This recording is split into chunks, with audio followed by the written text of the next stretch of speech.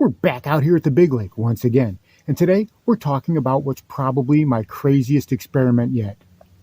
Does soaking plastic worms for over a week in Gulp minnow juice have any effect at all? Stick around to find out. There we go, I got him. Oh, holy cow, that's a big fish. Oh my goodness, that's a toad, that's a tank, that's a tank. Oh my gosh, holy crap. Holy cow, oh my god, this may be PB, this may be a PB, this may be a double digit. Oh my goodness, this is such a big fish. He's pulling me all over the place, kids.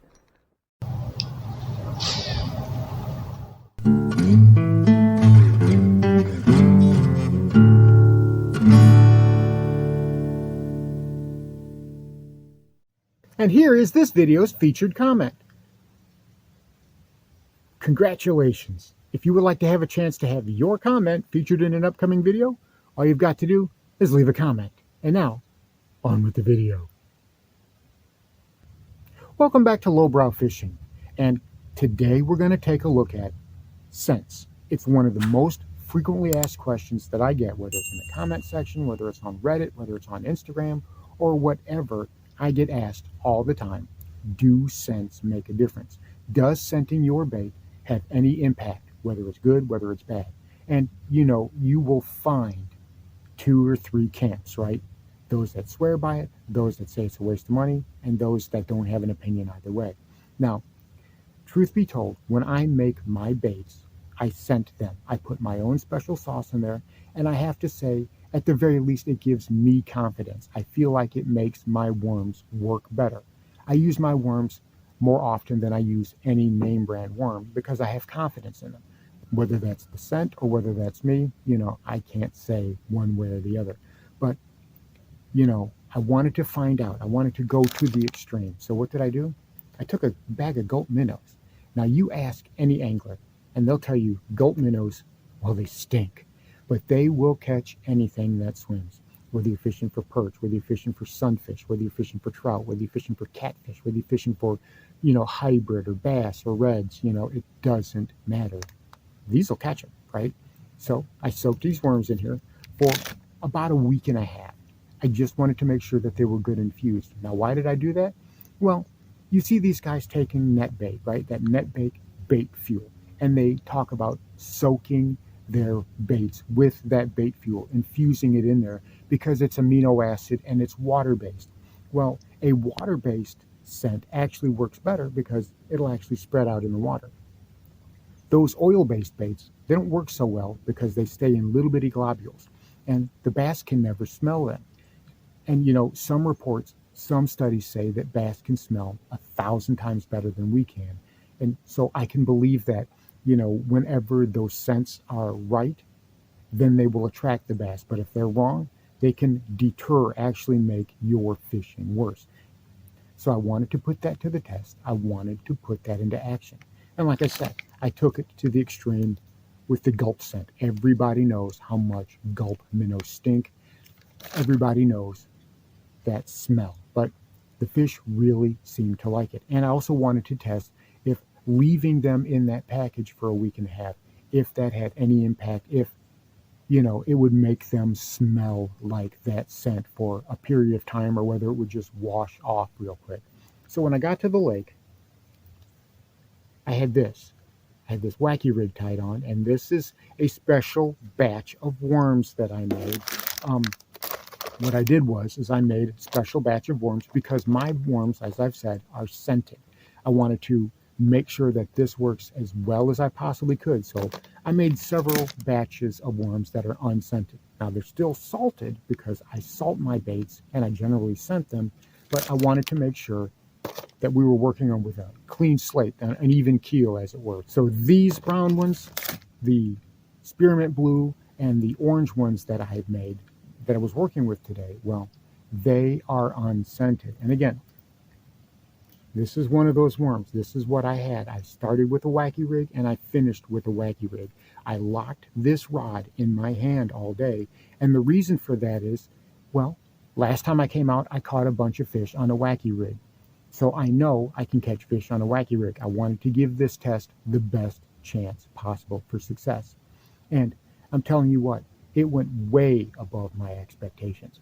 It wasn't 10 minutes after I got here, not 10 minutes after the first couple of casts, and well, I was on fish.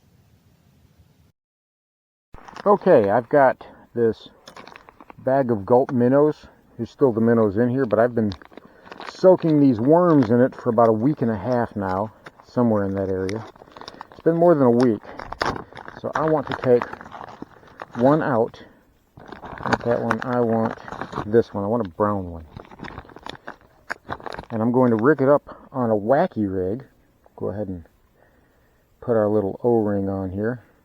Slide it up. Make sure we got it to where we want it. And then we're going to go ahead and just put it on the hook. And come here, hook. There we go. Go ahead and wacky rig this on this hook. I got a little Gamakatsu G Finesse. And we're going to fish these today.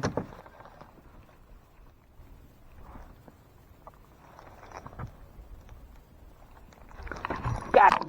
Ooh, that's a giant. Oh, that's a toad. Right off of the bat. No, you're not running away. That's a good fish, kids. Oh, that's a good fish. Come on. That's a nice bass to start with. Wow. Okay. That's a 2-pound bass. That's a good way to start. That's an awesome 2-pound bass. Boy, look at that lipstick. He's getting lipstick. Look at that. Pre-spawn's coming, kids. All right, well, we got one fish already on the wacky rig. One fish, that's on the Gulp minnow. One fish. Look at how beautiful that fish is. Right at 2 pounds, pound and 3/4, 2 pounds, right in that area. Beautiful. All right. A few minutes in, we've already caught fish. But as I said, I've been working with a wacky rig lately and catching fish on a wacky rig lately.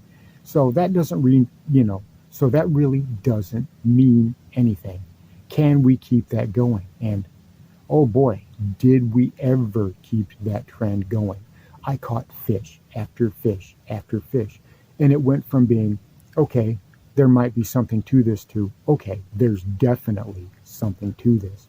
And when I fished those baits, even though I was fishing them half hour, 45 minutes, they still smelled like Gulp juice. You could sniff them and they were very strong. That odor was very strong. And those bass, it was, normally they've been tapping at these baits, but they were hitting these worms so hard, they were actually splitting them. And all I would be is getting back the O-ring. That's all I got back, because they were actually aggressively striking it. I actually had some very aggressive strikes today, and I was catching anything from dinks. Well, and I got a giant bite, an absolute giant of a bite.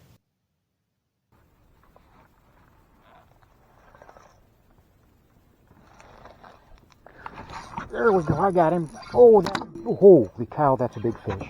Oh my goodness, that's a toad, that's a tank, that's a tank. Oh my gosh, holy crap. Holy cow, oh my god, this may be PB. This may be a PB. This may be a double digit. Oh my goodness, this is such a big fish. He's pulling me all over the place, kids. Let me see if I can get him in here. He's buried himself in the weeds. Oh my goodness. This fish is a giant. There we go. I got him free. Oh no. Oh no. Oh my god.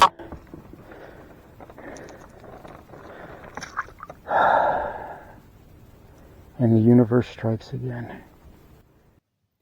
Again, that did not go as scripted. It didn't go as well as I wanted to. I lost that giant fish. It happens. My hands were shaking for a half an hour afterwards simply because my adrenaline was so jacked up. But the reason why I lost that fish is I didn't have my drag set. It was too loose. And if you listen in that video, you can hear my drag constantly slipping as I'm winding. I just did not get a very good hook set. That's on me. That's my fault. However, that still proves that those worms, that scent, is going to get bites. It's going to get anything from dinks to toads, and it seems like everything in between. And I caught some really nice fish. It wasn't just little bitty fish. I actually caught several close to, that 1.5 to 2.5 pounds today. And I'm going to have to go back and look through all the video footage just to see how many fish that I caught. But I'm telling you what, it was a lot. I spent the entire day catching fish. And it was one of those days where you just didn't want to come off of the water. You're having so much fun. And since it's supposed to get down in the teens here in the next day or so, I'm glad I was able to take advantage of a day like today and really catch a lot of nice fish.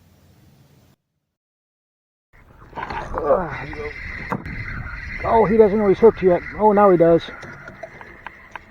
Oh, that's a nice one. That's a nice one. Ooh. He broke the line up there.